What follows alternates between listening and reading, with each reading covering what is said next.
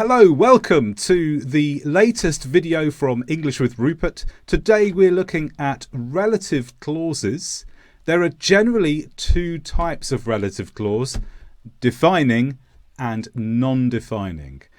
We're going to very quickly look at the difference between these two. If you want to take your learning further after the lesson, you can click on the link in the description and join my English grammar course where there will be extra information and practice tasks.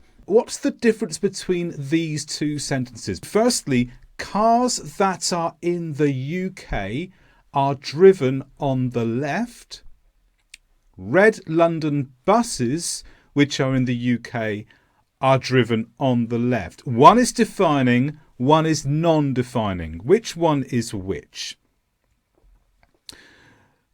Cars that are in the UK are driven on the left is a defining relative clause. And the relative clause is the part in blue. That are in the UK. So why is this a defining relative clause and why is that important? Well, firstly, it doesn't mean all cars. So we have cars all over the world. We're just interested in the cars in the UK. And that's what makes it defining. So the relative clause tells us which cars we're interested in, just the ones in the UK.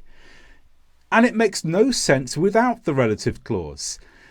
Imagine the sentence without the relative clause. Cars are driven on the left. It's not true. In most countries in the world, cars are driven on the right. But in the UK, it's different. Cars are driven on the left. So without the relative clause, the sentence is wrong. Cars are not always driven on the left, but they are in the UK. We don't add any commas at the beginning or the end of the relative clause, and that's important when we come to look at non-defining relative clauses. And any relative pronoun can be used. Here we've used that, but I could have used which. If it was a person, I could have used who. Any relative pronoun is possible here, and also that's also important when we come to non-defining relative clauses. So the other sentence was the non-defining relative clause.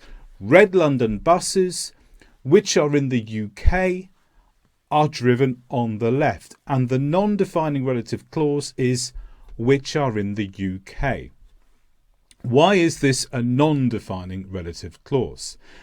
Here, it does mean all red London buses. Every single red London bus is included in the meaning of the sentence.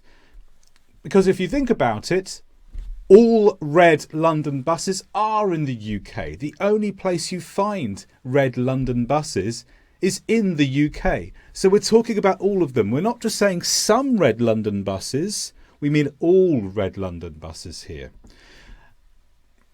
And that's why it's non-defining. Instead, the relative clause gives extra information. It's not trying to define red London buses. It's just telling us more about it. It's telling us red London buses are in the UK. That's where you find all of them. It's not telling us just some red London buses, it's telling us about all of them. So it's extra information, not defining. And the sentence does make sense without the relative clause. Imagine it without the words in blue. Red London buses are driven on the left. Yes, they're all in the UK, so they all appear on the left side of the road. They're never on the right. Notice here that we do add commas. And this is important when you're writing.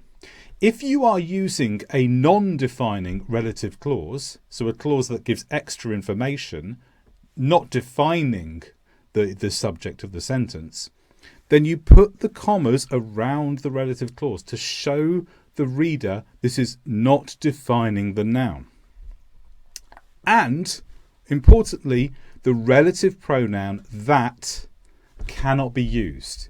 If you've got a choice between that and which, you have to use which. That is grammatically wrong in a non-defining relative clause.